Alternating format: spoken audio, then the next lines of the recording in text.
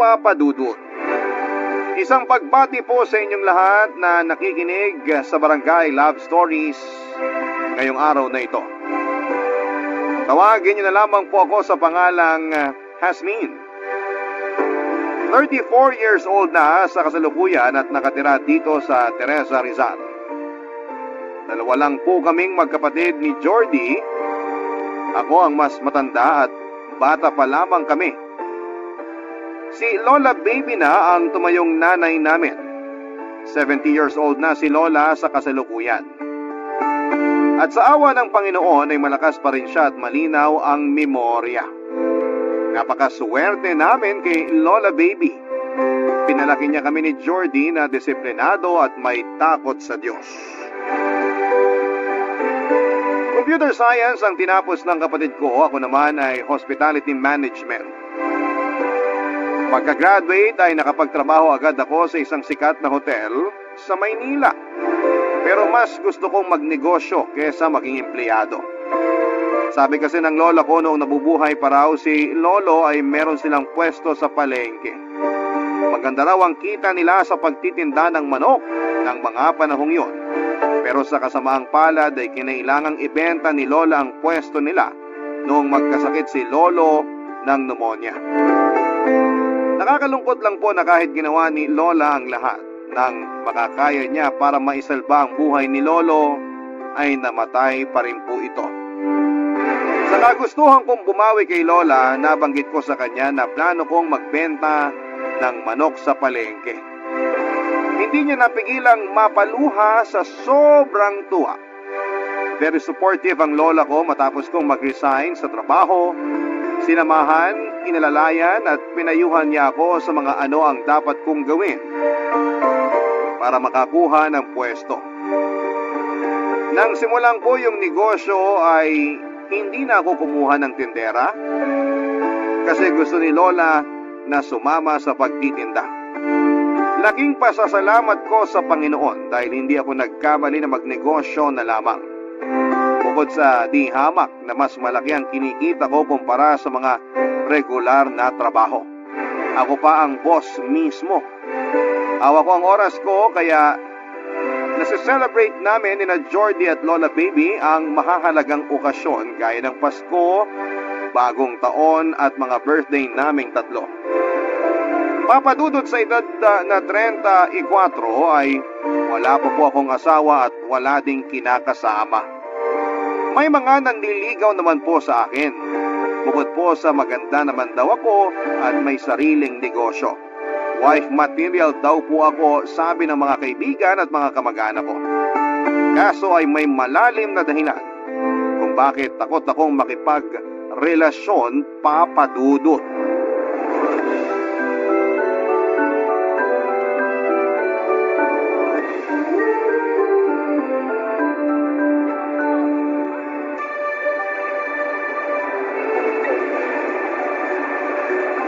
Ate, buti na lang kahit nasunog yung palengke dito sa atin. Nagawa ng paraan na magkapwesto kayo malapit sa may simbahan. Oo nga eh. Sa totoo lang, hindi ko alam ang gagawin kung hindi tayo nahanapan ng malilipatang pwesto. Dami rin namin pinagdaanan ni Lola bago maipundar yung pwesto na yon. Yung paglalakad pa nga lang ng mga papel, grabing pagod ding inabot namin. Tapos mawawala lang lahat ng pinaghirapan namin sa isang iglap. Ang masaklap pa, katatapos lang halos ng pandemya nung masunog yung palengke. Pero mabait ang Diyos sa atin, Ate Hasmin. Hindi niya tayo pinabayaan. Sinabi mo pa, si Lola talaga ang mas inaalala ko nun eh. Nalungkot siya ng sobra, halos hindi nga makakain tsaka makatulog sa kaiisip dun sa nangyari. Kaya nga, pero alam kong mas nag-alala si Lola sa'yo. Siyempre, mahal na mahal ka niya. Paboritong apo ka kaya ni Lola. Ano paboritong apo sinasabi mo? Walang ganun ano. Pantay lang ang pagmamahal ni Lola Baby sa ating dalawa. Biro lang. Alam ko namang pareho tayong mahal ni Lola. Te, malapit na pala tayo sa suki nating bakery. Hopya lang ba ang bibilin natin para kay Lola? Tingnan ko pa kung anong bago nilang tinapay na masarap para sa almusal at merienda. Balak ko sana magbawas ng kanin ngayon eh. Magda-diet ka talaga? Di ka naman mataba ah. Sino yung balak mong pagpa-sexy yan ha? Bakit May jowa ka na ba? Ayaw mo na bang tumandang dalaga? Uy, si ate, in lababo na. Tigilan mo nga ako sa pang-aasar mo. Wala akong jowa at wala akong balak magjowa. Wala naman kasing forever, no? Tsaka sakit sa ulo lang yun. Abala sa negosyo ko. Balang araw, te. Maniniwala ka rin sa forever. Hindi mo naman kailangang magmadali. Ang gusto ko lang naman maging masaya ka. Basta kapag may sinagot ka na sa mga manliligaw mo, ipakilala mo muna sa amin ni Lola, ha? Sabay naming kakaliskisan. Hindi ako papayag na lokohin ka lang at paiyakin ng kung sinong lalaki. Oo na po. Ikaw talaga minsan kung magsalita ka, parang ikaw pa yung mas matanda sa ating dalawa eh, no? Pinoprotektahan ko lang ang ate ko na maganda, matalino, mapagmahal, masipag. Ay, naku, ewan ko sa'yo, Jordy. Huwag mo na akong bolahin. Kung may kailangan ka, sabihin mo na. Ang sama mo naman sa akin, te. Wala naman akong kailangan. Totoo lahat ng mga sinabi ko. Teka, naaamoy mo rin ba yung naaamoy ko, ate? Oo, kanina pa. Amoy vanilla.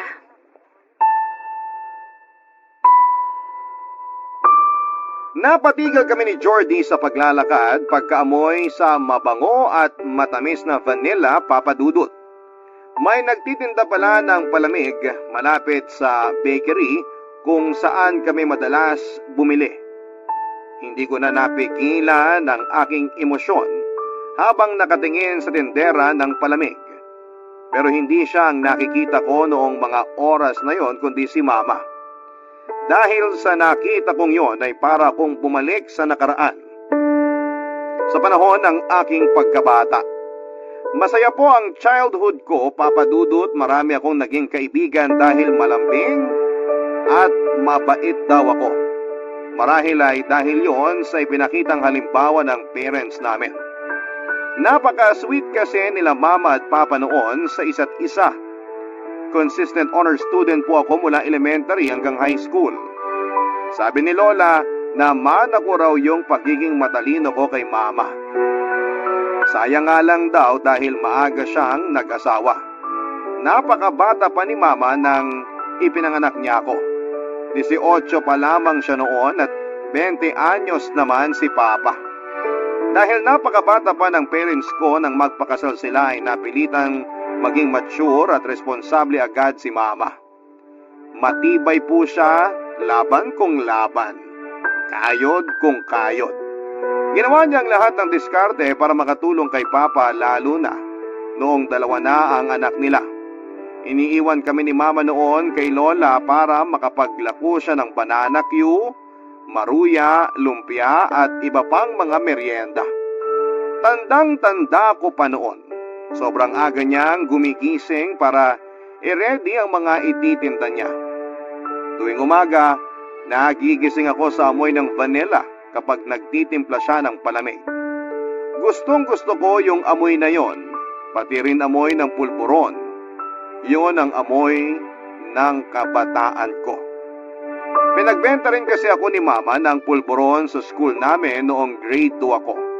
Kaya lang ay hindi yun nagtagal dahil nalugi siya. Lagi kasing kulang yung inuuwi kong pera at nalula lang siguro ako sa dami ng bariyang hawak ko roon. Kahit sino naman sigurong bata na pinagbenta ng kung ano-ano ay malilito matapos dumugin ng mga kaklaseng gutom at sabik sa matamis na merienda. Lalo't hindi pa naman ako ganong kagaling mag-multitask ng mga panahong yon, papadudot.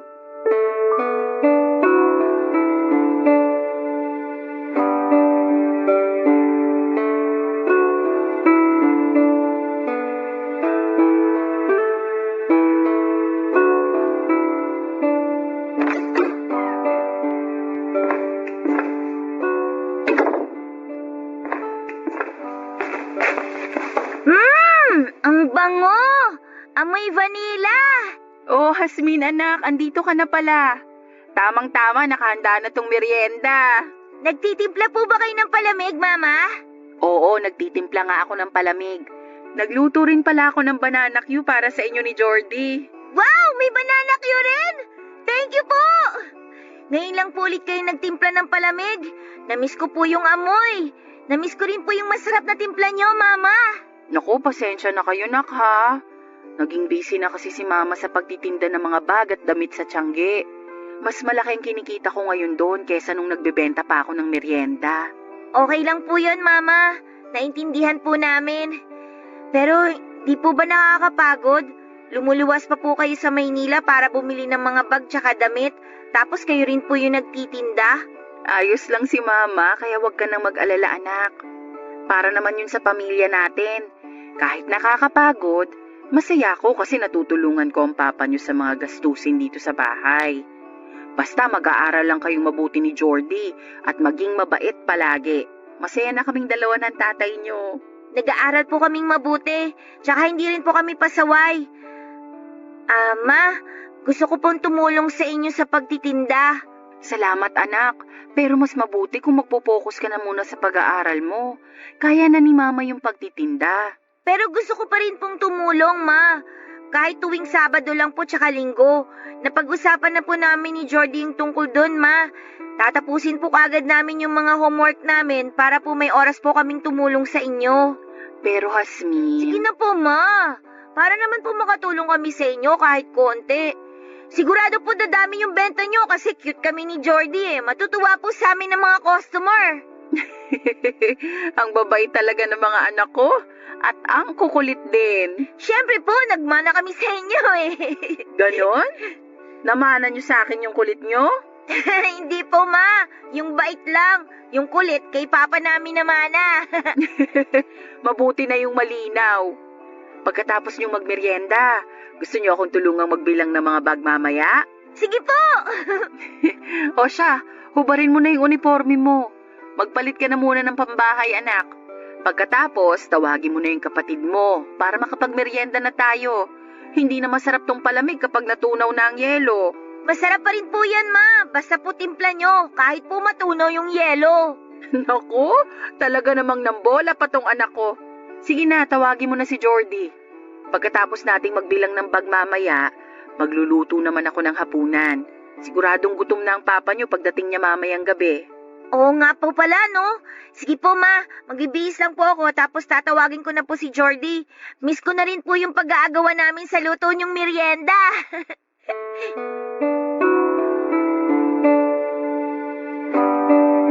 Isa sa mga paborito kong bonding namin ni na Mama Jordy noon ay yung sabay-sabay naming pagmemeryenda, Papa Dudut. Madalas ay kaming tatlo lamang dahil nasa trabaho si Papa mula Lunes hanggang Sabado. Tuwing Linggo lamang namin siya nakakasabay magmeryenda pagkatapos naming magsimba.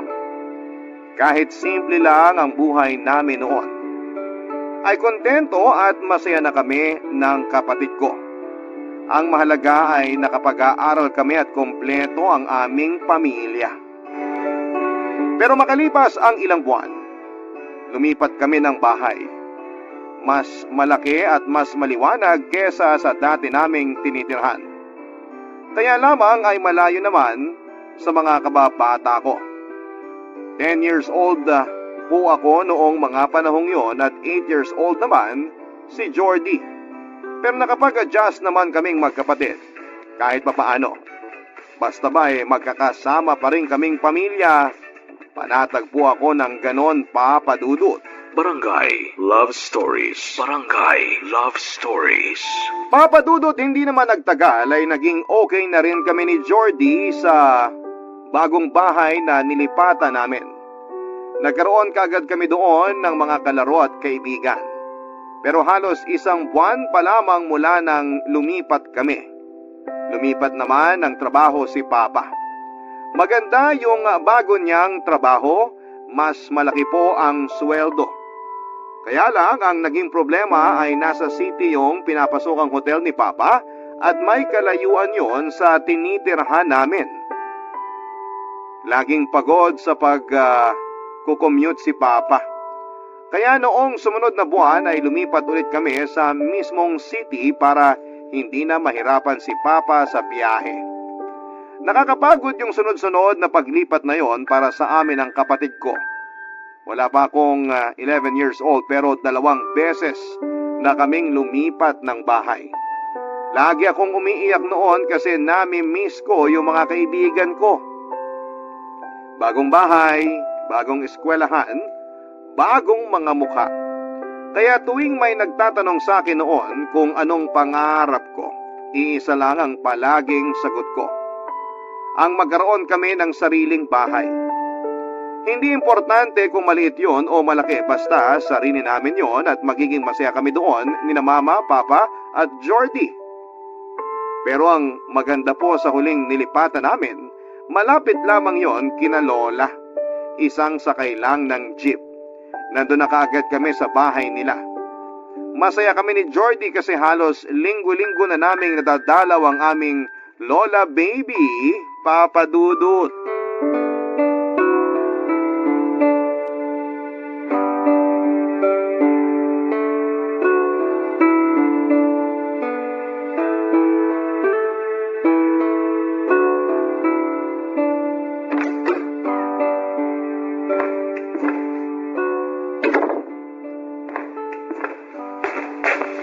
Hello po, Lola! Nandito na po ako! Wow! Ang bango naman po ng niluluto nyo. Ano po yan? Afritada ito. Pwede mo bang tikman? Baka maalat na naman ang timpla ko. Alam mo na, pag tumatanda na, tumatabang ng panlasa. Hindi ko po alam, La. Hindi pa naman po kasi ako matanda eh. Ay nako, ikaw talaga, apo. Pinipiloso po mo na naman ang lola mo. Joke lang po yun, Lola. Mayroon po ako ng kutsara. Titikman ko na po. Ako na nga hawak nitong kutsara para sa'yo. Eto, tikman mo nga kung maalat ang luto ni Lola. Hindi po maalat, La. Tamang-tama lang po yung timpla nyo. Lola, thank you po ah. Bakit ka nagte-thank you, apo? Para saan? Kasi po, lagi nyo kaming pinagluluto ng masarap. Naku, wala yon. Ang totoo, natutuwa akong ipagluto kayo. Wala naman kasi akong ibang pinagluluto dito dahil matagal nang patay ang lolo nyo. Nakakalungkot nga po na wala na si Lolo. Sobrang malulungkot po ako kapag nawala si Mama, si Papa, si Jordy, at saka po ikaw, Lola. Iniisip ko pa lang po, nalulungkot na ako. Kahit nga po yung magtatrabaho lang si Papa sa malayong lugar, ayoko po talaga nun, kasi nalulungkot po ako. Naku, wag ka nang malungkot, apo. Sapat naman ang kinikita ng papa mo sa trabaho niya ngayon, kaya hindi na mangyayari ang magtatrabaho pa siya sa malayo. Saka tinutulungan naman siya ng mama mo, kaya wag ka nang mag-alala, ha? Opo, Lola. Nga pala, apo. Ano po yun, La? Wala pa bang nababanggit ang mama at papa nyo sa inyo ng kapatid mo? Na ano po? Naku, hindi ko alam kung ako ba dapat ang magsabi sa iyo nito. Baka magalit kasi sa akin ang nanay mo. Bakit naman po siya magagalit, mama niya po kayo? Sige na po, La, ano po ba yun? Sabihin niyo na po, please po. Ay, naku, sige na nga. Total, nadulas na ako eh. Oo nga po, La, sabihin niyo na po. Basta kunwari di mo pa alam, para di magalit sa akin ang mama mo. Lilipat daw kayo ng bahay kasi may bagong trabaho ang papa mo. Po? Na naman? Shh, huwag kang maingay. Saan naman po kami lilipat? Lola naman eh. Dito. Dito po? Dito po sa inyo? Kasama nyo? Oo. Lola, saya-saya ko po! Pero baka mahigit 1 taon pa bago kayo makalipat dito. Mag-iipon pa raw kasi sina Christina at Javier ng pampatayo ng bahay eh. Mahigit 1 taon pa? Tagal naman. Sandali na lang yun, Hasmin. Mabilis ang takbo ng panahon. O siya, basta kunwari hindi mo pa alam Sige, tulungan mo na ako maghain para makakain na tayo. Sige po. Pero alam niyo po, La, ang saya ko po dun sa bagong nilipatan namin. Talaga? Hindi mo ba namimiss ang mga pinsan at ang mga kaibigan mo sa dati niyong tinitirhan? Namimiss po. Pero okay lang, kasi pwede naman po kaming mag-text, Lola eh. O basta, dapat may control ka sa pagte-text ha. Baka naman doon na maubos ang oras mo, di ka na makapag-aral ng maayos. Hindi po, La. Promise po, nag-aaral po ako lagi. Mas gusto ko pong mag-aral kaysa mag-text. Yan ang apo ko. Pero bakit mo nga pala nasabing masaya ka dun sa bagong bahay na nilipatan niyo? Ano bang nagustuhan mo ron? Mamaya ako na po kukwento sa inyo pagkatapos po ng tanghalian. Lola, sana po talaga hindi na kami lumipat ulit. Masaya na po kasi ako sa bagong school ko eh. Mababait po lahat yung mga kaklase ko. Pero dahil dito naman pala kami lilipat, edi okay lang po sa akin. Mas gusto ko po dito, Lola. Kasi palagi ka na po naming makakasama.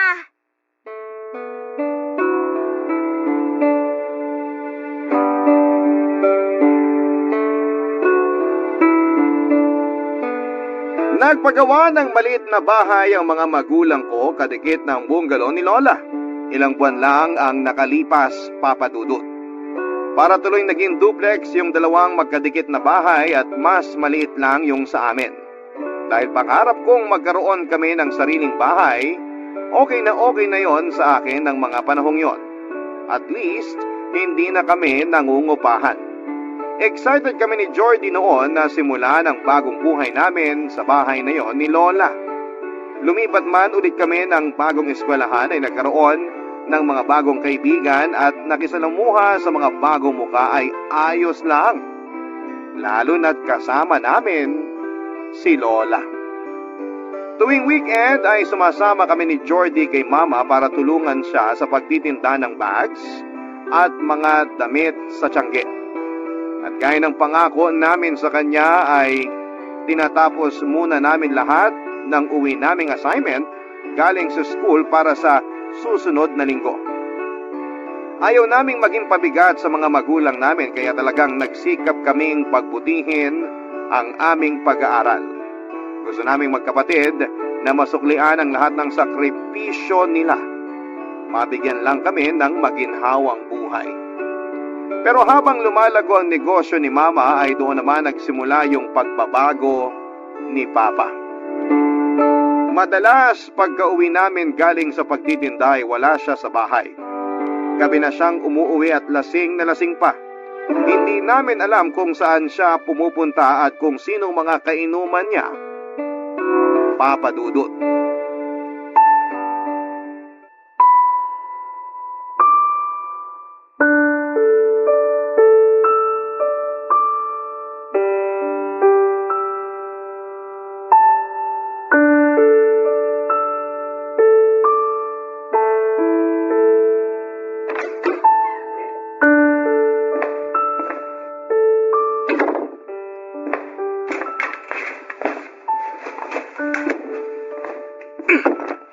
Javier, sana hindi mo hinagis yung bag mo. Baka matakot ang mga anak mo sa'yo. Saan ka ba nanggaling? Eh di sa inuman. Saan pa ba? Kumain ka na ba? Di pa ako kumakain. Pero wala rin akong gana. Sino mga kainuman mo? Mga kaibigan mo ba? Bakit bang dami mong tanong? Pinapakailaman bakit ako saan nagpupunta pag ginagabi ka ng uwi? Alam mo kung saan ako nagpupunta. Nagtitinda ako sa tiangge kasama ng mga anak natin. Nagtitinda? Katarantaduhan. Bakit? Kulang ba kinikita ko para sa pamilya na to? Hindi naman sa ganun. O yun naman pala eh. Bakit ka pa nagtitinda? Simulat sa pool, ako na nagtatrabaho para sa pamilyang to, Christina. Nagtitinda-tinda ka na dati pa, pero barya lang kinikita mo. Yun bang kinagagalit mo? Na kumikita ako ng pera? Nagtitinda ako dahil gusto kong makatulong sa'yo. Sa pamilya natin. Alam kong hindi madali ang trabaho mo, kaya gusto kong tumulong sa mga gastusin para hindi ganun kabigat para sa'yo. Nag-aaral ang mga anak natin, Javier. At napakabilis lang ng panahon. Hindi natin namamalayan high school na pala si Jasmine. Kaya pinag-iipunan ko na yun ngayon pa lang. Iniinsulto mo ang pagkalalaki ko. Hindi ko kailangan ng tulong mo. Ako ang father di pamilya. Kaya kong buhay ng pamilyang to. Kaya kong pag-aralin ng mga anak ko. Hindi kita iniinsulto. Gusto lang kitang tulungan. Bakit mo naman naisip na iniinsulto kita? Mayabang ka na kasi. Bakit? Dahil malakas na kinikita mo ngayon? Anong susunod mo sasabihin sa akin? Na wag na ako magtrabaho dahil kaya mo nang ikaw na lang? Pati mga anak natin, idinamay mo dyan sa mga kalokohan mo. Javier, makinig ka naman sa akin, no? Saka na natin to pag-usapan pag hindi ka nalasing. Halika na sa kwarto, aalalayan kita, baka... Huwakan! Hindi ko kailangan ng tulong mo. Kaya akong pumasok mag-isa sa kwarto kahit nakainom ako.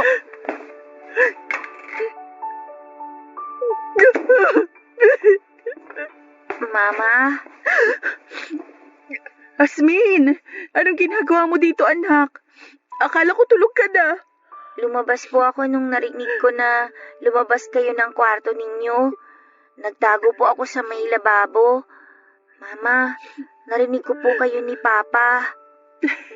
Pasensya ka na sa mga narinig mo, ha? Lasing lang ang papa nyo, kaya medyo mainit ang ulo. Huwag mo akong alalahanin. Okay lang ako, anak. Mama, gusto mo po bang dun matulog ngayon sa kwarto namin ni Jordy? Sige, Hasmin. Miss ko na rin kayong katabi matulog ni Bunso, eh. Kami rin po, Mama. Miss na namin kayong katabi. Tara na po. Baka po umiyak si Jordy pag nagising na walang katabi. Oo nga, no? Matatakutin pa naman at iyakin yung kapatid mo. Saglit lang, anak, ha? Titingnan ko lang kung nakalak na yung pinto natin. Mabuti na yung sigurado, lalo't lasing ang papa nyo. Baka kasi hindi niya nailak yung pinto pagpasok niya kanina, eh. Sige po, Mama. Hintayin po kita dito, ha. Gusto ko po sabay tayong papasok sa kwarto. Hindi po ako nakatulog ng gabing yon, Papa Dudut. Tahimik na umiiyak si Mama buong magdamag. Awang-awa po ako sa kanya noon kaya hindi ko rin napigilang mapaiyak. Kagaya ni Mama ay tahimik lang din na lumuluha ako habang nakahiga. Mabuti na lamang at nakatalakbong ako ng kumot kaya hindi halatang umiiyak din po ako. Nagkunwari na lamang po akong tulog na parang hindi mag-alala sa akin si Mama. Hindi ko alam kung anong nangyayari sa papa namin kung bakit po siya nagkaganon. Wala naman pong masama sa ginagawa ng mama ko noon. Gusto lang po niyang makatulong kay Papa pero sa halip na matuwa at magpasalamat kay Mama ay naggalit pa ang tatay namin sa kanya. Nalungkot po ako at nasaktan dahil nasaksihan ko kung paano sigawan at awayin ni Papa si Mama. Akala ko pa naman kapag lumipat kami kina Lola, mas magiging masaya ang pamilya namin. Pero taliwas po sa inaasahan ko ang mga nangyari noon, Papa Dudut. Barangay Love Stories. Barangay Love Stories.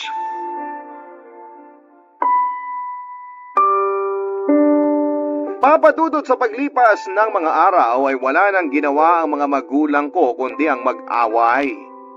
Lagi pa rin naglalasing si Papa at gabi-gabi na ring umiiyak si Mama. Hanggang sa unti-unting napalitan ng katahimikan ang mga sigawan. Napagod na siguro sila na mag-away kaya mas pinili nilang huwag na lamang mag-usap. Kahit kami ni Jordy ay naiilang at natatakot na rin noon kay Papa. Tuwing nasa bahay siya, takot na takot kaming gumawa ng kahit na anong ingay. Pag naaabutan niya kaming nag-uusap o nagkwekwentuhan ay bigla kaming tumatahimik kasi baka sa amin niya maibuhos ang galit niya. Kaming tatlo na lamang po ni na Mama at Jordy ang umiiwas dahil laging mainit ang ulo ni Papa. Nagtataka kaming magkapatid kung bakit biglang nagbago si Papa. Hindi naman siya dating ganoon at mabait po siya, malambing at mahinahon na magsalita. Sweet din po sila ni Mama at bihira po siyang umiinom, Papa Dudut, kahit may mahalagang okasyon.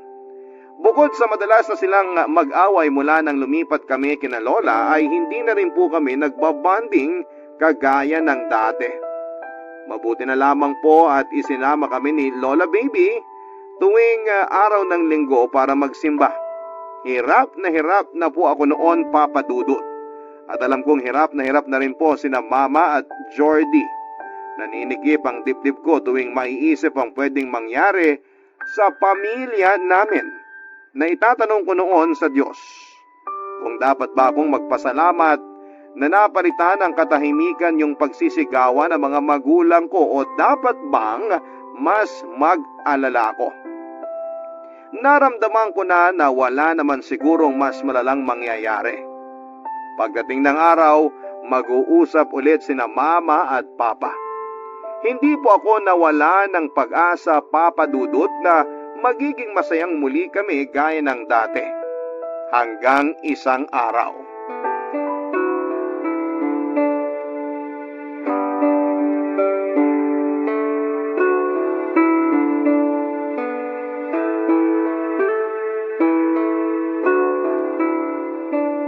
Anak, maupo ka muna rito sa kama. Okay po. Mama, kanina pa po tayo nandito sa kwarto ni Lola Baby.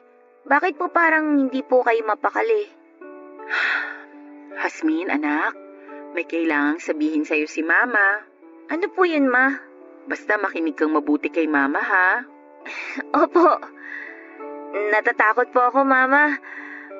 Maghihiwalay na po ba kayo ni Papa? Naku, hindi anak. Bakit mo naman naisip yan? Hindi kami maghihiwalay ng papa nyo. Iba ang sasabihin ko sa'yo. Ano pong sasabihin nyo? Makinig kang mabuti sa akin, Hasmin. Dahil napaka-importante ng sasabihin ko. Sige po, Mama, makikinig po ako. Hindi naging madali para sa akin na gawin tong desisyon na to. Natatandaan mo yung kapatid ng Lola Baby na nasa California? Si Tita Lilia? Opo, Ma. Naalala ko po si Lola Lilia. Kahit sa picture ko lang po siya nakita. Ay, mabuti naman kung ganun, anak. Nakausap ko siya sa telepono nung nakaraang linggo. Sabi niya, tutulungan daw niya ako makapunta sa California. Siya na rin ang magiging employer ko. Kasi may pag-aari siyang apartment building doon. Aalis po kayo? Iwan niyo po kami? Dahil lang po ba kay Papa? Hindi ko kayo iiwan, anak. Huwag mong isipin yun. Pero bakit pa po kayo aalis, Ma? Nag-usap kami ng papa niyo.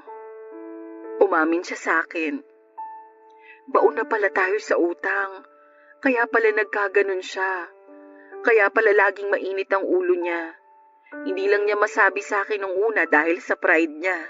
Paano po nangyari yun, Ma? Bakit po may utang si Papa?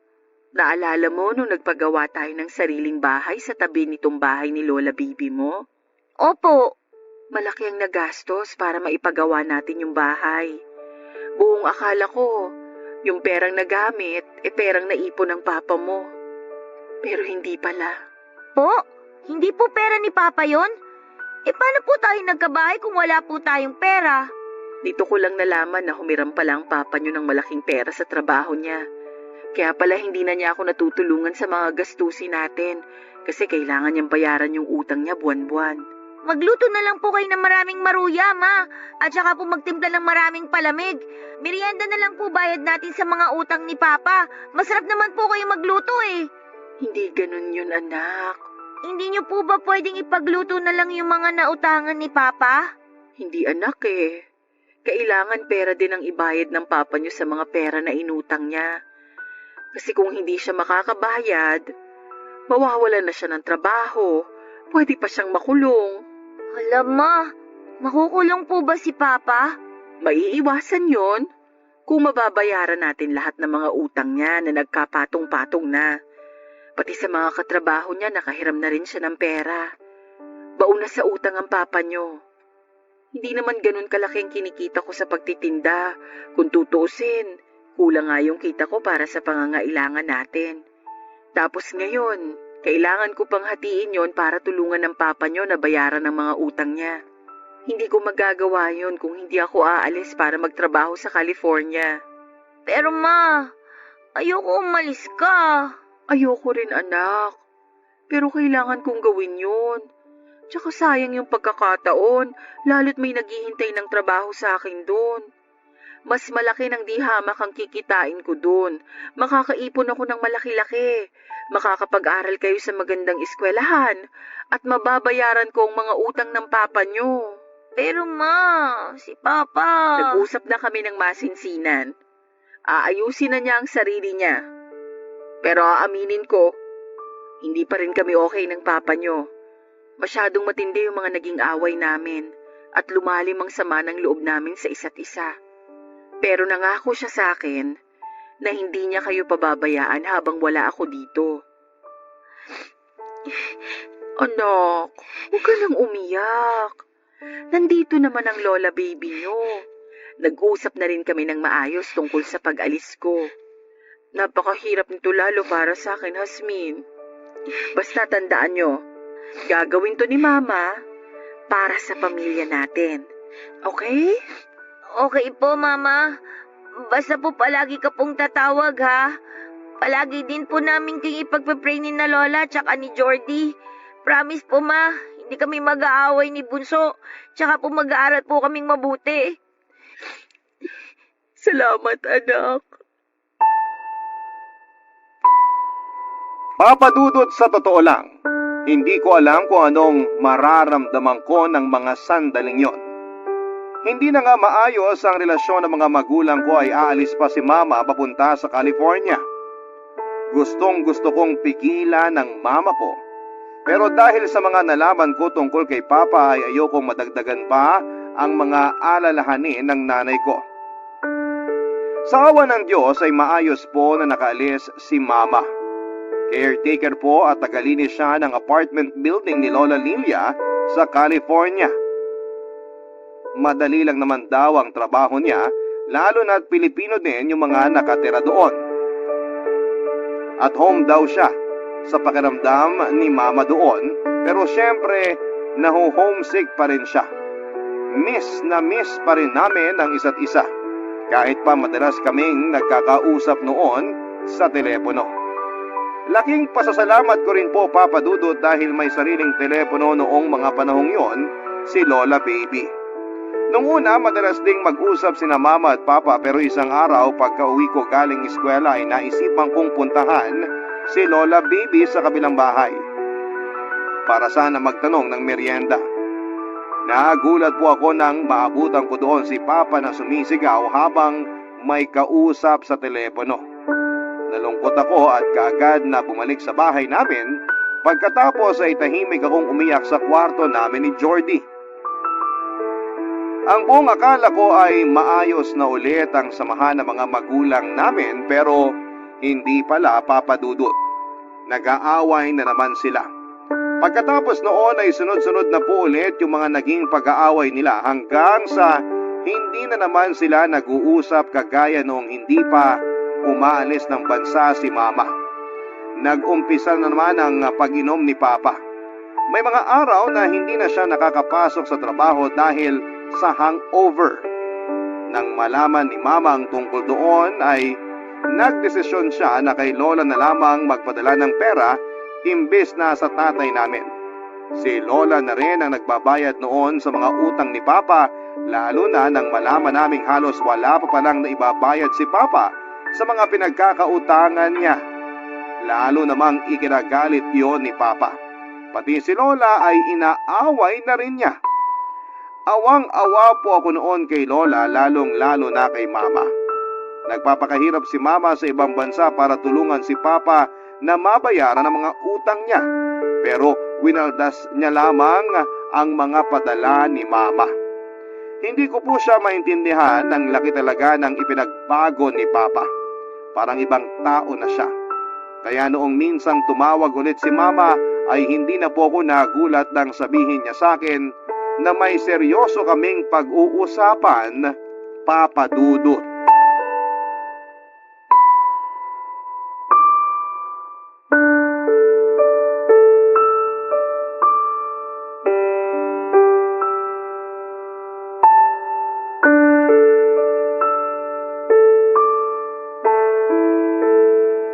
Anak, makinig kang mabuti sa sasabihin ko.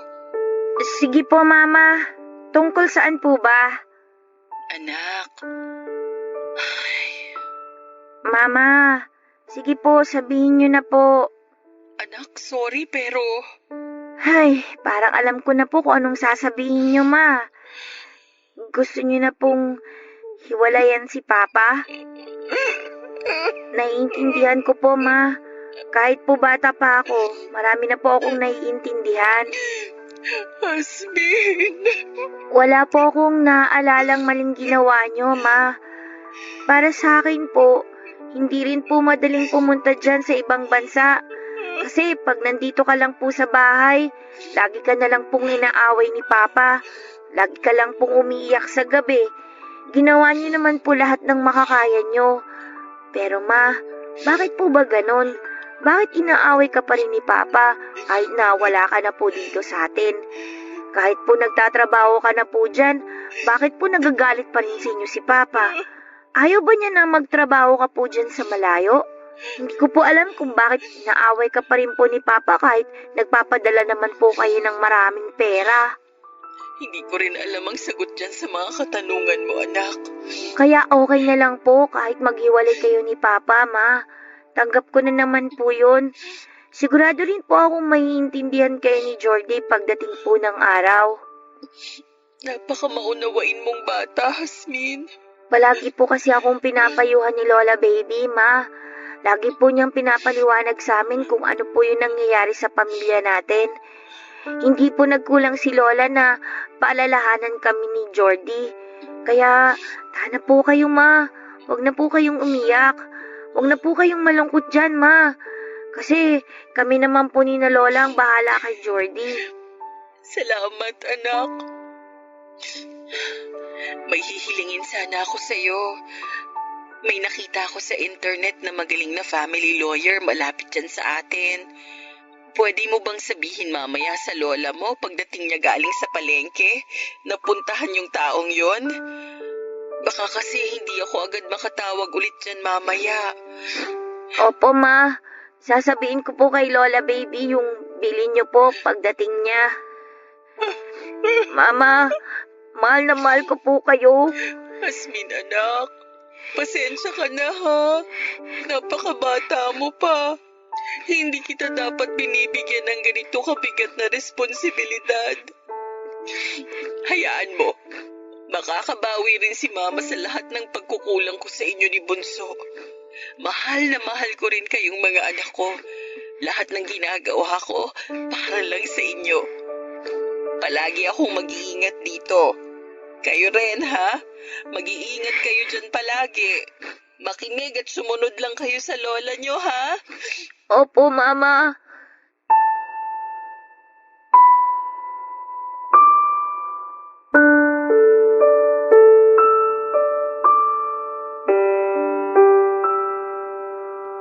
Noong makuha po ni Lola ang Certificate of Finality of Annulment, ay doon lang nag-sink in sa akin na hiwalay na talaga ang mga magulang ko. Tapos na, Papa Dudut. Sa totoo lang ay hindi ako umiiyak noong makita ko yon. Hindi ko po alam kung naging manhid na ba ako o kung ano. Pero wala akong mahugot na emosyon mula sa puso ko. Ang naramdaman ko noon ay para akong lutang at para akong nawawala at hindi alam kung saan ako susunod na pupunta. Mabuti na lamang po talaga dahil palaging nasa tabi namin ni Jordy si Lola Baby para alagaan kami at gabayan. Sa patnubay ni Lola ay tumuloy ang buhay. Papa Dudut, 24 na taon na ang lumipas. Pero sariwa pa rin ang lahat sa akin, sa aking alaala yung mga naganap. Nung araw na yon, kung kailan kami bibili ni Jordy ng tinapay sa bakery, ay hindi ko napigilan ang emosyon ko habang ginugunita ko ang masaya at mapait na kabataan namin. Na-trigger yon noong amoy ng vanilla na isinali noong ale sa lalagyan habang nagtitimpla ng palamig. Kasabay ng mga alaala ay bumalik din yung naramdaman kong sakit at pangungulila sa mga panahong masaya at buo pang pamilya namin. Bumalik sa akin yung mga alaala ko sa lahat ng mga bahay na tinirhan namin ng isang bagsakan. Biglang humampas sa akin na parang malakas na alon yon. At muli ko ring naalala yung pangarap ko noong bata pa ako na magkaroon ng pamilya at sariling bahay. Natupad po yun dahil sa pagsisikap ni Mama. Kaya nga lang ay hindi na buo ang pamilya namin, pero alam nyo, Papa Dudut, thankful na rin po ako na nakalaya si Mama sa toxic na relasyon nila noon ni Papa. Ayaw man niyang ipakita sa amin ni Jordy ay alam kong hirap na hirap siya emotionally sa mga nangyayari sa kanila ni Papa ng mga panahong hindi pa sila naghihiwalay. Pero kahit naman po nagsimula na kami ng bagong buhay na wala si Papa, hindi pa rin namin siya pinabayaan. Kahit nahiwalay na sila ni Mama ay lagi pa rin kaming dumadalaw ni Jordy sa kanya at sa bago niyang pamilya. Tatay pa rin namin siya sa kabila ng mga naging pagkukulang niya noon sa amin. Nagpasya si Mama na dito na kami magpatayo ng bagong bahay sa Teresa kasama si Lola. Pumayag din siya na doon na lang tumira sina Papa sa dating bahay ni Lola. Si Mama naman po, Papa Dudut, ay citizen na sa California dahil sa tulong ni Lola Lilia. Hindi na siya nag-asawa ulit at ibinuhos na lamang ang atensyon at oras niya sa aming tatlo nina Jordy at Lola. Sobrang laki po ng respeto at paghanga naming magkapatid sa aming ina. Kung may negatibong naidulot man sa akin ang nangyari sa pamilya namin, na hanggang ngayon ay dala-dala ko pa rin, yun po ay yung takot kong pumasok sa isang relasyon. Na-trauma po ako sa naging hiwalayan ng parents namin. Okay na ako na meron akong naipundar na mga negosyo, Papa Dudut. Bukod po pala sa pwesto namin ng manok sa palengke ay nagkasundo rin kami ni Jordy na magbukas ng mga computer shop. At sinubukan din namin ang pagtitinda ng milk tea. Balak niyang mag-resign na sa trabaho niya para makapag-focus na sa pagmamanage ng mga negosyo namin. Hindi masamang maghangad ng komportableng buhay, ngunit kung makakamit natin yon sa maling paraan, laging may ganti ang kapalaran, Papa Dudut. Kaya naman kapag may pangarap tayo ay pagsikapan natin yon ng husto. Ikaw kabarangay, may gusto ka bang makamit sa buhay na ito? Dear Papa Dudut, kapag hindi ka kayang tratuhin ng tama ng isang lalaki, may iba pang gagawa noon para sa iyo. Naniniwala po ako doon dahil napatunayan ko na ang bagay na yon. Pero bago ko ikwento ang life story ko ay magpapakilala muna ako sa mga kabarangay natin. Itago niyo na lamang po ako sa pangalang Merela, 30 years old at taga Quezon City. Avid listener po ako ng Barangay Love Stories at lagi kong minamarathon ang mga kwento ninyo online, mapa YouTube man or Spotify. Nalilibang kasi ako at nakaka-relate sa mga pinagdadaanan ng mga kabarangay natin. Laki po ako sa hirap pero may utak naman ako. Mataas po ang pangarap ko sa buhay at sa sarili ko. Isa na doon ang makapagtapos ng kolehiyo. Kaso hindi agad ako nakapag-college kasi kinailangan kong magtrabaho ng full-time nung graduate ako ng high school, Papa Dudut. Namatay kasi si nanay kaya napilay po ang pamilya namin. Kay tatay naatang ang paghahanap buhay at responsibilidad sa aming 5 magkakapatid. Bali panganay po ako at hindi ko kayang pagsabayin ang pagkukolehiyo at pagtatrabaho kaya pansamantala ko munang isinantabi ang pag-aaral. Mekaniko sa talyer ang tatay ko at nagtatrabaho naman ako bilang sales lady sa isang mall ng ilang taon hanggang sa nakaipon at nakakuha ng scholarship sa isang university sa lugar namin. Nasa 2 taon na po ako sa college nang huminto ako dahil nabuntis po ako ng boyfriend kong si Estoy, Papa Dudut. Malaking dagok po sa akin ang nangyari, pero aminado kong ginusto ko rin naman ang mga nangyari. Kaya pinangatawanan ko na lamang ang bagay na yon. Simula noon ay nag-live-in na kami ni Estoy habang nagtatrabaho siya sa isang 24 hours na lugawan at karinderya bilang cook at service crew. Maliit lamang po ang kita ng kinakasama ko tapos nagkaroon ulit kami ng isa pang anak. Gayon pa man ay hindi ko pa rin nakakalimutan ang pangarap kong makapagtapos sa kolehiyo kaya ginawa ko ang lahat para matupad yon. Kinausap ko ng masinsinan si Estoy at napapayag ko siya na mag-aral ako ulit. Nag-enroll po ako sa ibang college matapos kong makakuha ng scholarship at doon ko pinagpatuloy ang naantala kong kurso. Gabi po ang klase ko at sa araw naman ay inaasikaso ko ang 2 anak namin, Papa Dudut.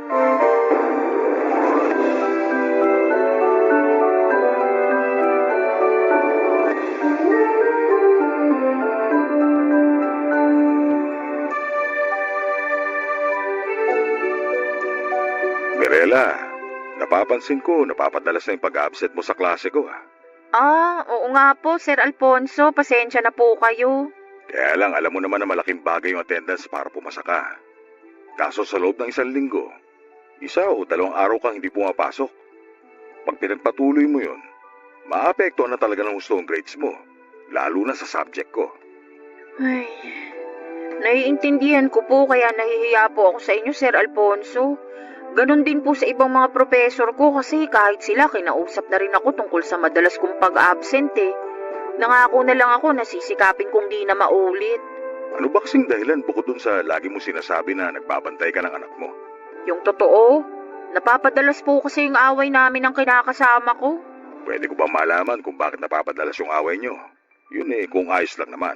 Ayos lang naman po pero nakakahiya kasi sabihin. Huwag ka nang mahiya. Malay mo, mapayuhan kita. Kaya sige na, sabihin mo na. Madalas po namin pinag-aawayan yung bisyo niya. Napapabarkada rin kasi siya tapos napapainom. Imbis na matino siyang umuwi sa inuupahan namin pagkatapos ng trabaho niya, dumidiretso siya sa inuman kasamang mga tropa niya. Tapos, gabi na siya nakakauwi. Minsan nag-iiskandalo pa. Yun bang sigaw pa siya ng sigaw at gagawa ng eksena kaya nakakahiya po sa mga kapitbahay. Pag ganun pong nangyayari, hindi ko maiwan yung mga anak namin. Kasi wala naman pong mag-aalaga. Sinubukan mo na ba siyang kausapin tungkol sa bagay na yan? Naku, kung usap lang maraming beses na po Sir Alfonso. Kaso para siyang ewan.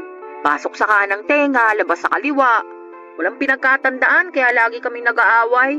Daig pa po yung mga anak namin sa pagiging pasaway at matigas ang ulo. Medyo mahirap nga kapag ganyan yung kasama mo sa buhay. Yung taong inaasahan mo makakatulong sa'yo, pero tumadagdag pa siya sa mga iniisip mo. Sabi mo nga, pasaway at matigas ang ulo. Kaya nga, sir Kaya ayun, hindi ako nakakapasok. Alam naman niya na importante sa akin na makapagtapos ng kolehiyo. Tagal ko na rin po kasing nahinto, tapos ngayon nabigyan ako ng panibagong pagkakataon. Ayoko na pong sayangin yun. Tama naman yan. Alam mo, matalino ka. Isa ka sa mga estudyante na hinahangaan ko sa klase ko, Mirela. Kaya sana matapos mo yung pag-aaral mo, kasi malaking bagay yun. Mas lalawak yung oportunidad mo, lalo na sa kursong kinuha mo. Kaya nga, Sir Alfonso, nagsisikap ako kahit medyo huli na akong nakatungtong ulit ng kolehiyo. Paanong huli na? Yun bang matanda na ako? 23 na ako, Sir Alfonso. Yung mga kaedad ko, nakapagtapos na sila, nagsisimula ng mag-job hunting. Ano naman kung nakapagtapos na sila? Nahihiya po kasi ako, saka naiinggit. Makakapagtapos ka rin. Hindi mo kailangang mainggit sa kanila kasi darating ka rin dun. Kaya nga magsikap ka. Pumasok ka lagi para hindi maapektuhan yung grades mo. Kasi sayang naman kung babagsak ka dahil lang sa absences mo. Sinasabi ko to hindi lang bilang instructor mo, kundi bilang kaibigan na rin. Talaga po? Oo naman. Kaya huwag kang mahihiyang lumapit sa akin para humingi ng payo. Kasi papayuhan kita sa abot na makakaya ko. Naku, nakaka-touch naman po kayo. Kaya naman pala maraming estudyanteng nagsasabi na mabait kayo, Sir Alfonso Salamat po. Walang anuman. Ganito lang talaga ako kasi naging estudyante rin naman ako at naiintindihan ko yung pinagdaraanan nyo. Pero syempre, hindi tayo pwede magpatalo sa mga hamon ng buhay, lalo na kung meron tayong pangarap. Lagi nating ilaban na matupad yung mga bagay na gusto nating makamit. Tatandaan ko po yung mga sinabi nyo. Mabuti. Tungkol naman doon sa kinakasama mo, sana magbagong buhay na siya. Kasi kung hindi siya magbabago, baka isang araw bigla ka na lang matauhan. Bigla ka magsawa sa kanya at iwan siya. Sa lahat po ng instructor ko ay si Sir Alfonso ang naging close ko. Mabait kasi siya, magiliw magsalita at malambing ang boses. Tapos ay ramdam ko rin yung concern niya sa mga estudyante niya.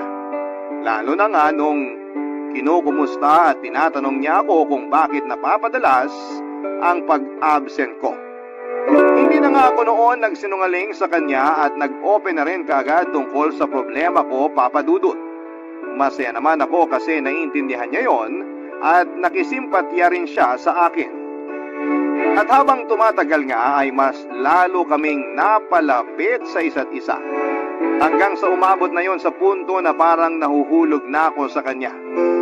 Bukod kasi sa presence at mga advice ni Sir Alfonso, may mga bagay siyang ginagawa na para sa akin ay hindi na pangkaraniwan. Lalo na nung minsang binilhan niya ako ng pagkain kasi alam niya na nagtitipid ako at madalas din na hindi na ako nakakapagbaon.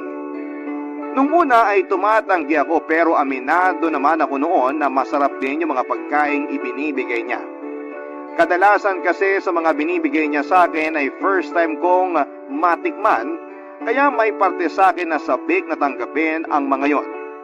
Lagi rin niya akong pinakikisuyuang tulungan siya sa mga bagay na may kinalaman sa school, katulad ng pagdidistribute ng test paper sa mga kaklase namin at pag-check ng mga ito, pag-aayos ng chapters sa libro na for photocopy at kung ano-ano pa. Sinubukan ko pong hindi bigyan ng kulay ang ginagawa ni Sir Alfonso, pero isang beses ay mayroon siyang inamin sa akin.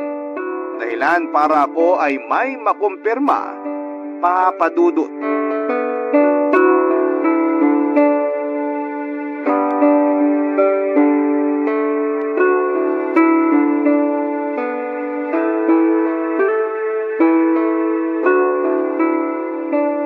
Salamat sa pagpapaiwan mo, Mirela. Dahil sa tulong mo, mabilis nating natapos yung pag-check ng test papers at pagre-record ng scores nyo. Malapit na rin kasi yung deadline ng pagpapasa ng grades. Kaya salamat ulit, ha. Wala yun, Sir Alfonso. Ganito talaga pag tumatanda na, buhabagal na sa pagkilos.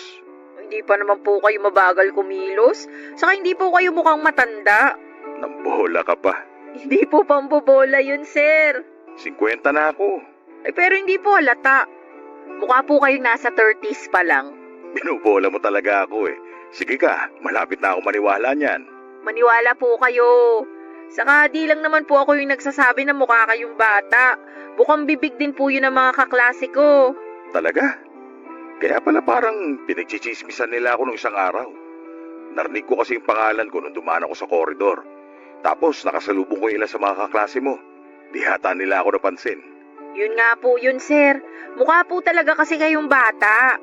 Siguro ang gwapo niyo po nung binata kayo. Medyo, sabi ng misis ko. Nax, ang swerte naman po ng misis nyo. Paano mo naman nasabi? Eh kasi mabait na kayo. Tapos gwapo pa. Kung ganyan lang sana si Estoy, hindi na sana ako laging nangungunsumi sa kanya. Kaso hindi eh. Gwapo lang talaga siya pero ang sakit sa bangs. Kung ako kay Estoy, magpapakatino na ako. Kasi baka iwanan mo ako. Naku, mahal ko po siya kahit ganun yun, Sir. May gusto nga pala akong sabihin sa'yo. Ano po yun? Huwag ka sana magugulat sa sasabihin ko, ha? Ay hindi ko po maipapangako. Depende po sa sasabihin nyo. Pero wag naman po sana tungkol sa bagsak kong grades. Hindi yung tungkol doon. Ibang bagay ito. Ano po yun? Ano kasi Mirela eh. Nagugustuhan na kita. Po? Gusto nyo ko? Oo, pero hindi bilang estudyante ko. Higit pa ron. Pero, Sir Alfonso, Alam ko naman bawal kasi nga estudyante kita. hindi lang po dahil estudyante ninyo ko. Hindi po yun pwede kasi may asawa at mga anak na kayo. Tungkol dyan, matagal na kaming hindi okay ng misis ko. Hindi na nga kami magkasama sa isang bahay. Kasal pa kami pero magkahiwalay na. Bakit naman po? Kasi may iba na siyang gusto.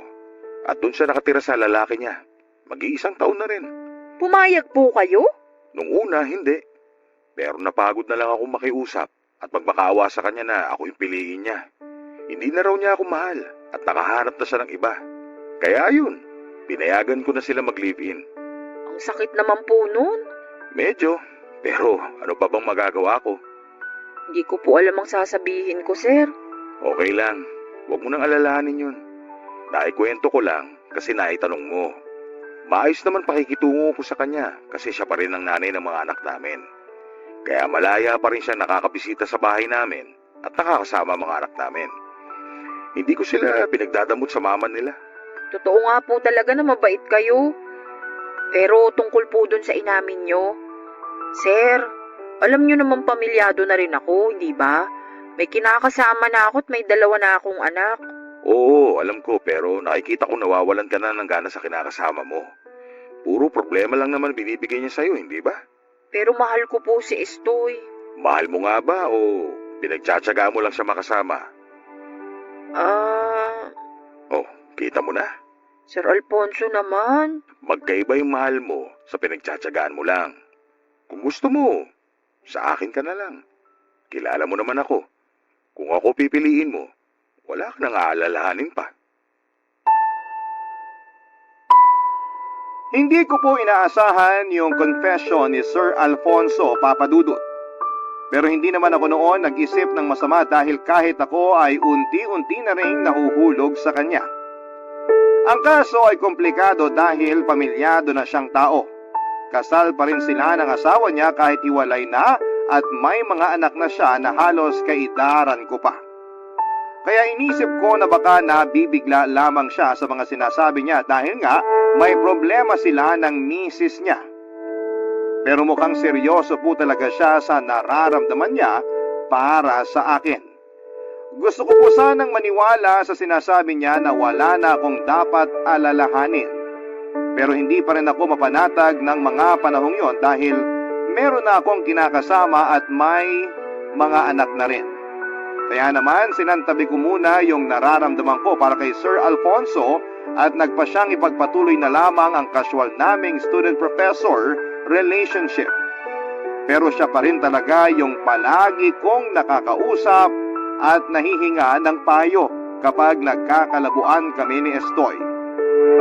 Siyang nagko-comfort sa akin at nagpapasalamat ako sa Diyos dahil lagi naman siyang nandun para sa akin, Papa Dudut. Pansamantala kong nakakalimutan ang bigat na mga pinagdadaanan namin sa buhay ng kinakasama ko. Noong ko naisip na sana ay si Sir Alfonso na lamang ang una kong nakilala at hindi si Estoy, na wala namang ginawa kundi ang bigyan ako ng sakit ng ulo ng mga panahong yon na kami ay nagsasamang dalawa, Papa Dudut. Buti na lang at nandyan si Sir Alfonso, Papa Dudut. Barangay Love Stories. Barangay Love Stories. Mabait naman po si Estoy lalo na ng mga unang taon ng pagsasama namin bilang magkasintahan. Hanggang sa magsama na nga kami, Papa Dudut.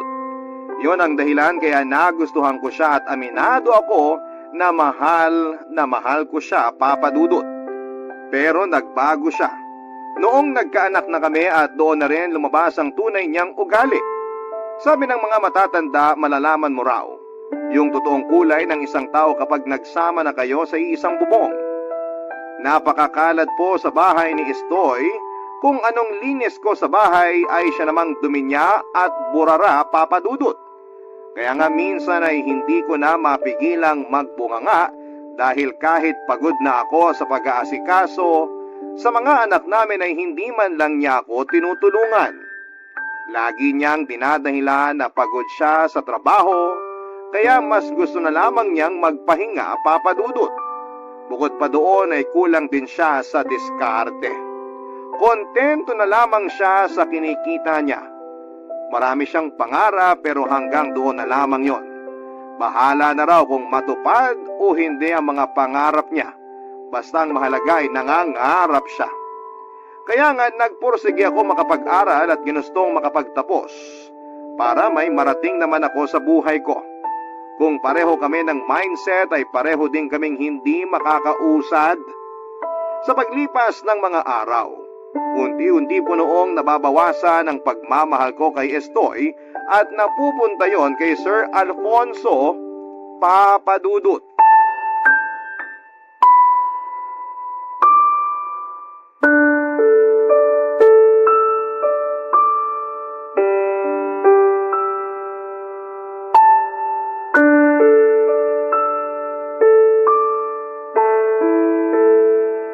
Dave, sardinas na naman na may itlog ulam natin?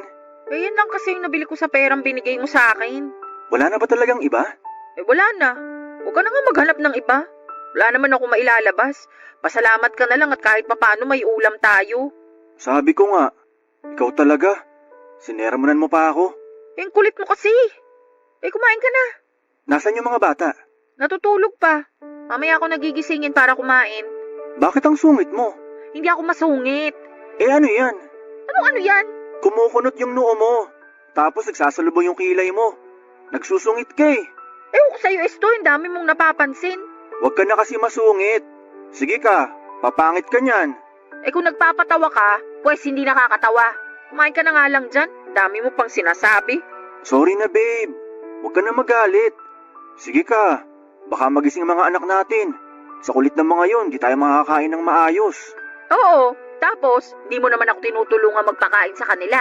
Ako na lang lahat. Ikaw nandun sa sala, nanonood lang ng TV o kaya natutulog sa sopa. Mirela naman, tinutulungan naman kita sa ibang gawaing bahay ah. Sige nga, ano yung mga sinasabi mong tulong? Ako yung nag-igib ng tubig para sa pagbabanlaw mo ng mga labahan natin. Yun lang? Pinagmamalaki mo na yon? Oo, mahirap kaya magbuhat ng timbang may lamang tubig. Mabigat din yun ah. Mukha nga bigat na bigat ka eh. Laging natatapon yung laman, kaya pagdating nung timba, kalahati na lang yung lamang tubig. O sige, bukod doon, ano pang naitulong mo? Ako naguhugas ng pinggan. Oo, ikaw nga. Pero ginagawa mo lang yun kapag galit na ako at malapit ko ng ibato sa mukha mo yung mga plato. Eh, ikaw na yun. Kesa naman sa walang ginagawa, di ba? Ewan ko sa'yo.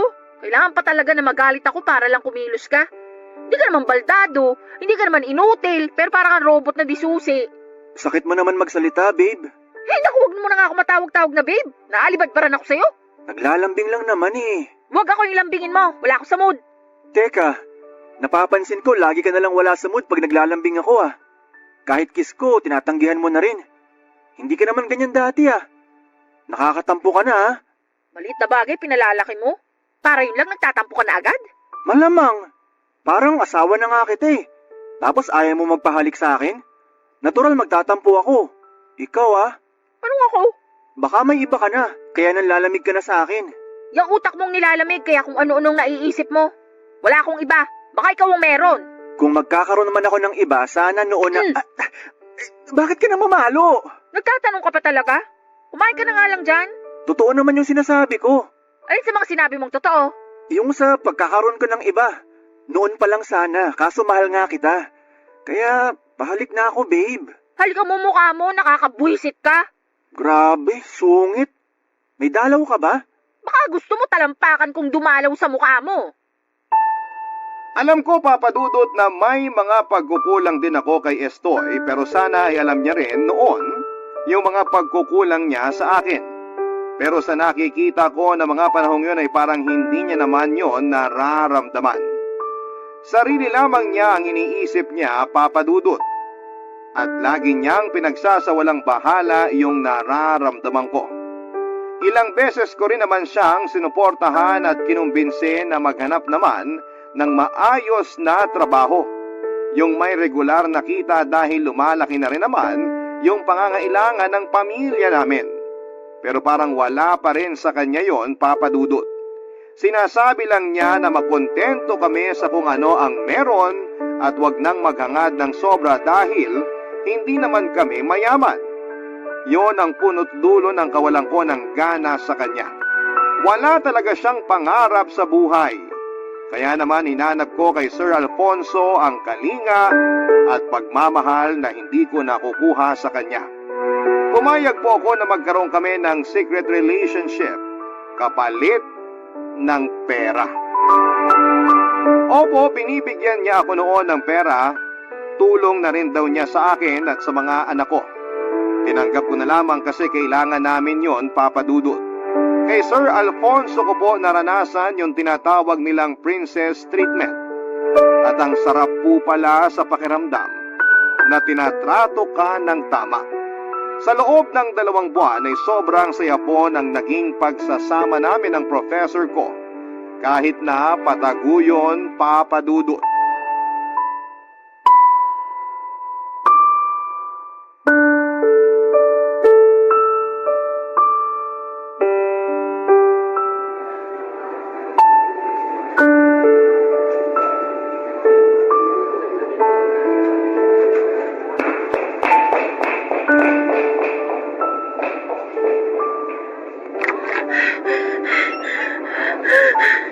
Sir Alfonso, Mirela, anong ginagawa mo rito?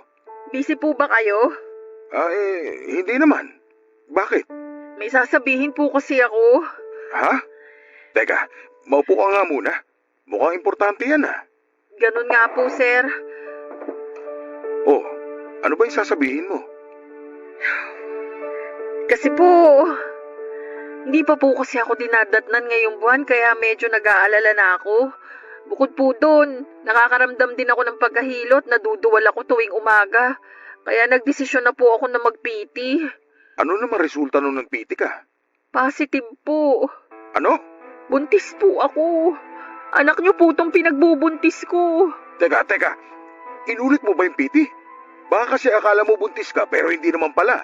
Inulit ko na po. 2 beses ako nag-PT pero ganun pa rin ang resulta. Positive pa rin po. Buntis po ako. Ay, nalinti ka na. Ano pong ibig niyong sabihin? Hindi ka pwedeng mabuntis. Kasi pag nalaman niya na misis ko, baka... Baka ano po?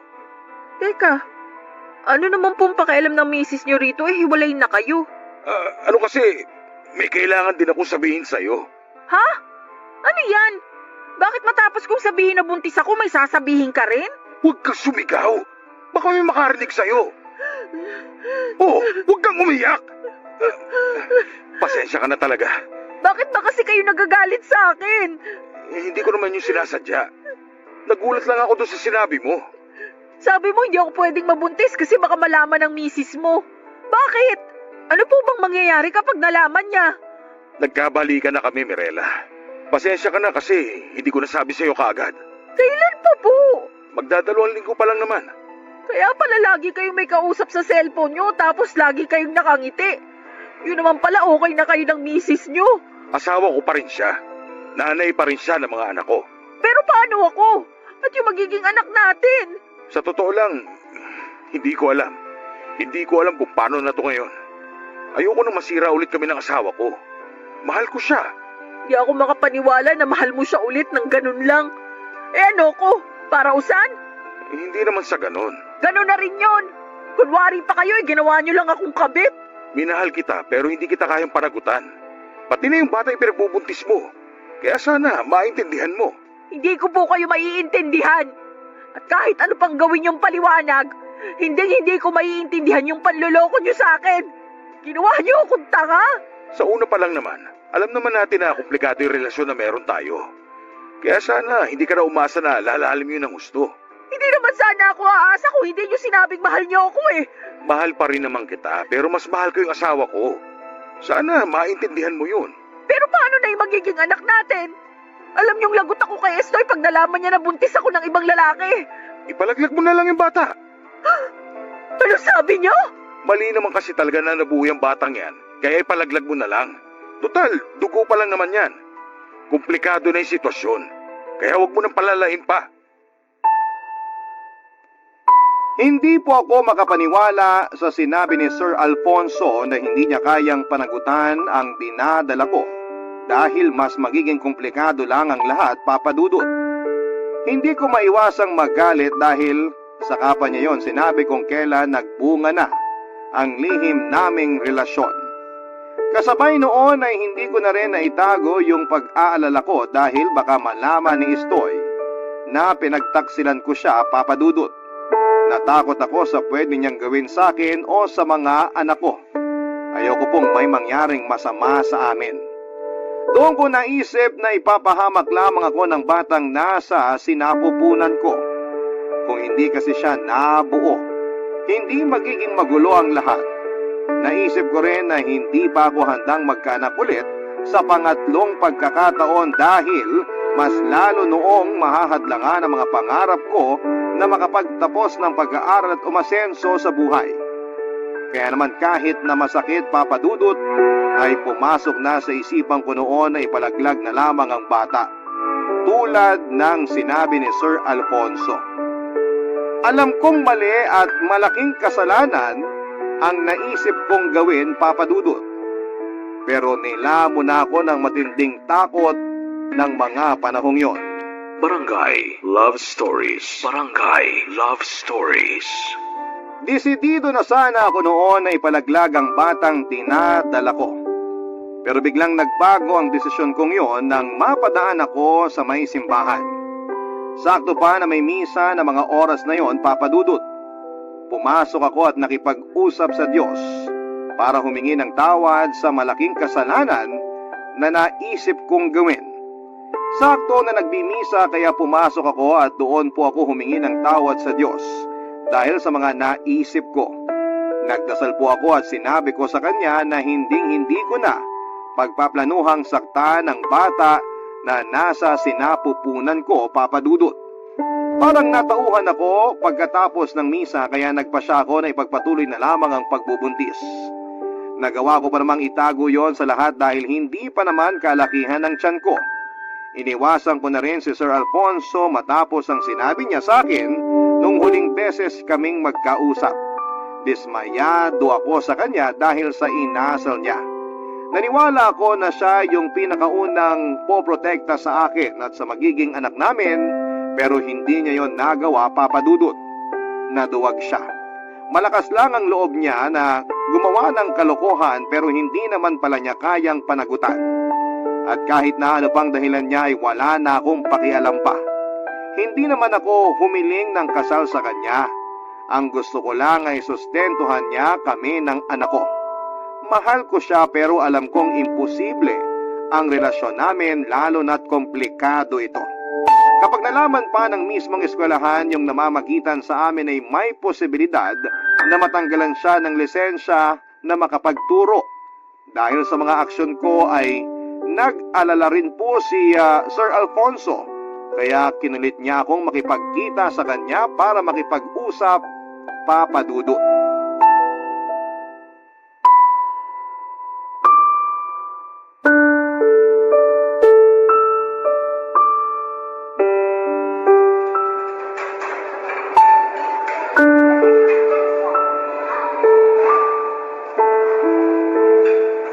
Mirela, salamat sa pagpayag mo na makipag-usap sa akin. Eh, ang kulit nyo kasi. Akala ko ba tapos na tayo? Ano ka mo?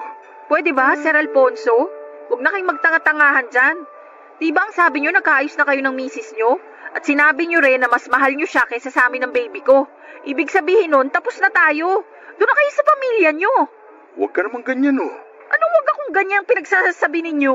Huwag mo naman ako ipagtabo yan. Ano pong gusto nyong gawin ko? Yakapin kita at makipagharutan sa inyo? Oo, yakapin mo ako. Kasi mahal pa rin naman kita. Ang kapal din naman ng mukha nyo, no? Makapal na kung makapal. Pero nagsasabi lang ako ng totoo. Nakalimutan nyo na ba yung sinabi nyo sa akin? Sabi nyo, mali na nagkaanak tayo at wag na rin akong umasa na lalalim pa yung relasyon natin. Tapos sasabihin nyo sa akin ngayon na wag ko na kayong ipagtabuyan kasi mahal nyo pa rin ako? Ayusin nyo na muna yung pag-iisip nyo. Nahahalata tuloy yung edad nyo. Nabigla lang naman ako nung sinabi ko yun sa'yo. Na-realize ko na hindi ko pala kayang mawala ka sa akin. Pero yung anak natin, kaya nyong mawala. Sa inyo pa nga mismo nang galing na ipalaglag ko siya, di ba? Patawarin mo sana ako. Sa Diyos kayo humingi ng tawad, wag sa akin. Buti na lang talaga, hindi ako kasing sama nyo. Kung hindi, baka nakagawa pa ako ng bagay na pagsisisihan ko rin sa huli. Ibig sabihin, hindi mo pinalaglag yung baby natin? Baby ko. Baby ko lang to kasi nga ayaw mo naman sa kanya, di ba? Ako pa rin ang tatay ng batang yan. Huwag mo naman ipagkait sa akin na maging ama ulit. Paano ko nga ibibigay yung karapatan na kilalanin kang ama ng batang to kung ginusto mo siyang mawala? Babawi ako. Susustentuhan ko ang anak natin. Ako nang bahala sa kanya. Sa inyo. Please, Mirela. Bigyan mo pa sana ako ng isa pang pagkakataon para patunayan yung nararamdaman ko sa'yo. Mahal ko kayo na magiging anak natin. Mahal ko rin naman po kayo pero natatakot ako. Kahit na ayoko nang ipalaglag tong baby natin, hindi ko pa rin alam kung paano ko sasabihin kay Esto yung tungkol dito.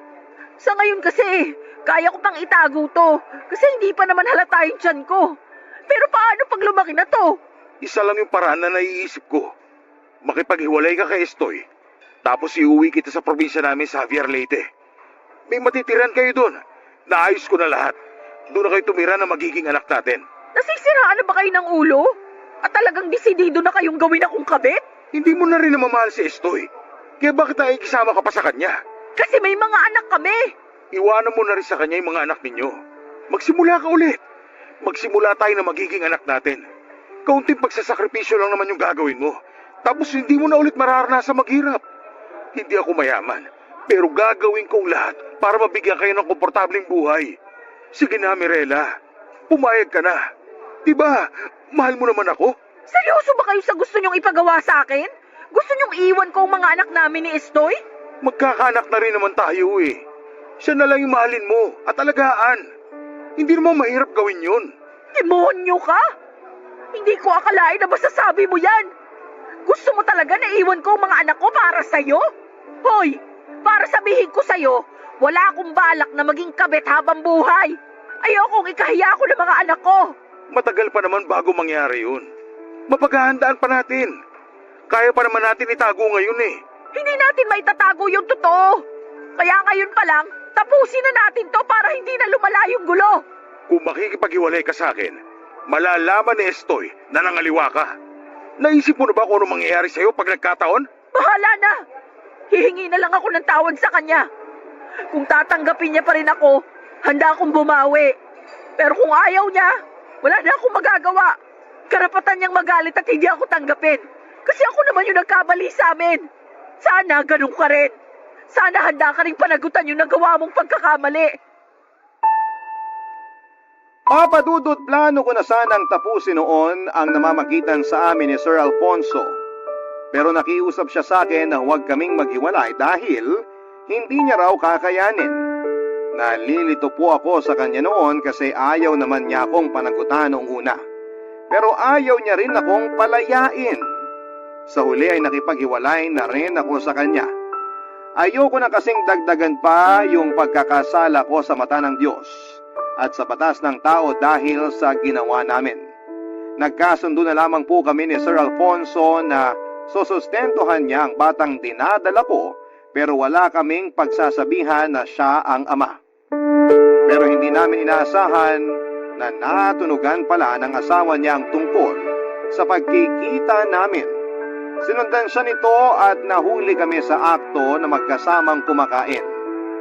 Gulat na gulat po kaming pareho, Papa Dudut, lalo nung galit nitong hinablot ang buhok ko para sa bunutan.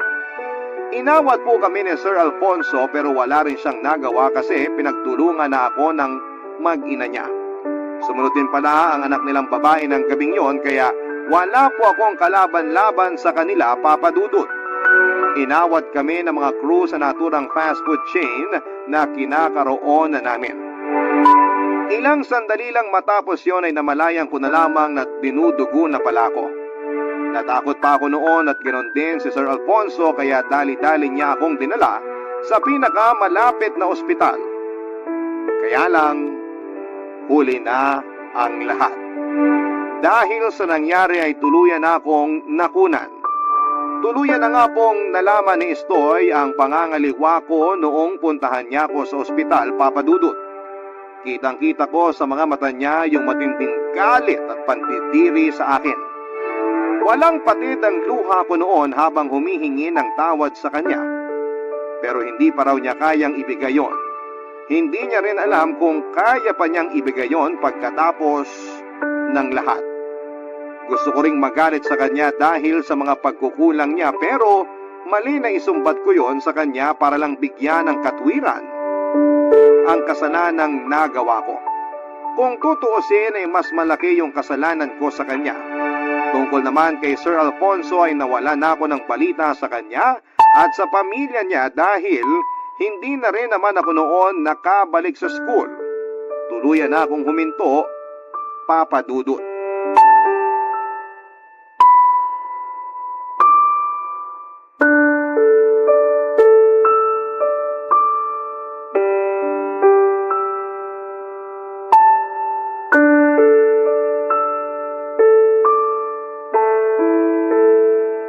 Estoy, tama na yung pag-inom mo. Lasing ka na eh. Baka mamaya maistorbo mo na naman ang mga kapitbahay natin. Matulog ka na dun sa kwarto. Huwag mo nga akong inuutusan. Tsaka huwag mo rin akong hahawakan. Nandidiri ako sa'yo, Mirela. Hanggang ngayon ba? Hindi mo pa rin ako napapatawad. Paano kita patatawarin? Nagpagalaw ka sa ibang lalaki. Tapos dun pa talaga sa profesor mong amoy lupa. Huwag mo naman pagsalitaan ng ganyan yung tao. Okay, tamo. Pinagtatanggol mo pa yung matandang yun. Hindi ko siya pinagtatanggol. Pero mali rin naman na pagsalitaan mo siya ng ganun. Anong gusto mong gawin ko? Palakpakan yung kalokohang ginawa nyo? Hindi naman sa ganun. Alam naming mali yung nangyari. Siguro karma na namin yung pagkawala ng anak namin. At habang buhay ko yung dadalhin sa konsensya ko. Buti alam mo. Kasi hindi ko na rin makakalimutan yung ginawa mo. Sobra ka eh. Napakasama mong babae. Oo, may pagkukulang ako sa'yo pero yung manlalaki ka, iniputan mo ako sa ulo eh.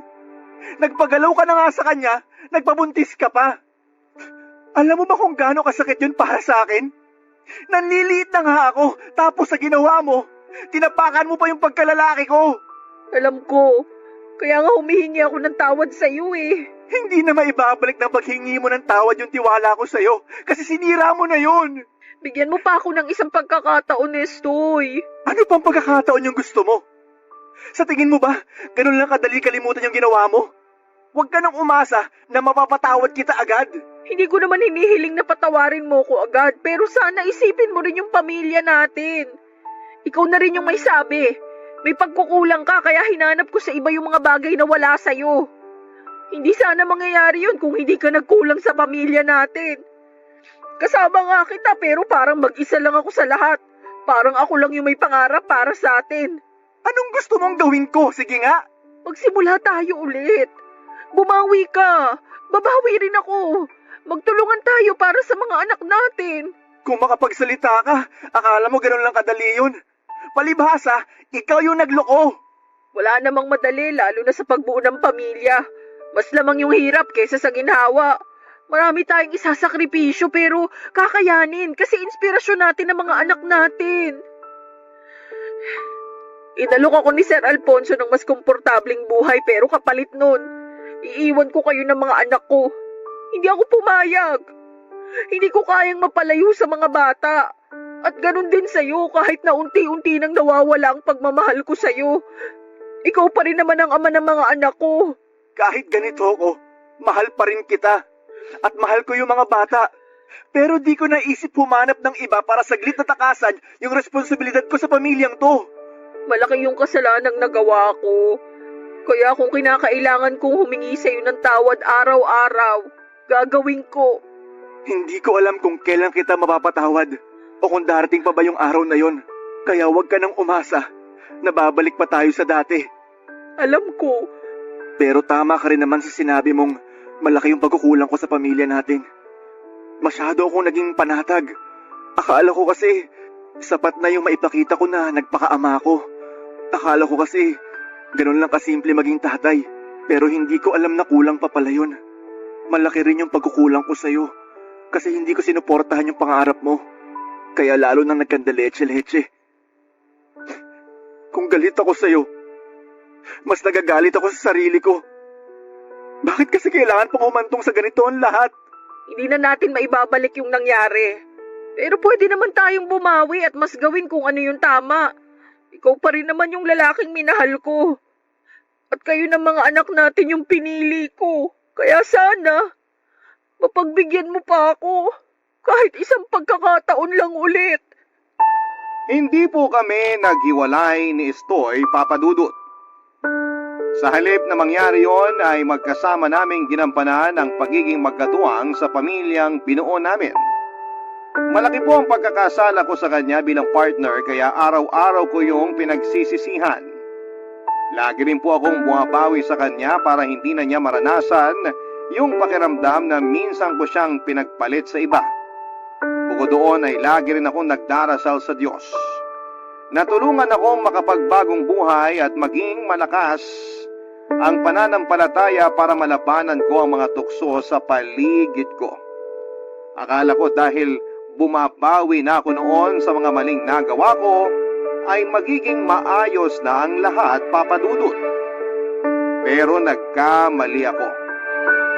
Sa pagkakataong yun ay si Estoy naman ang nangaliwa at sa huli ay pinili niyang sumama sa babae niya.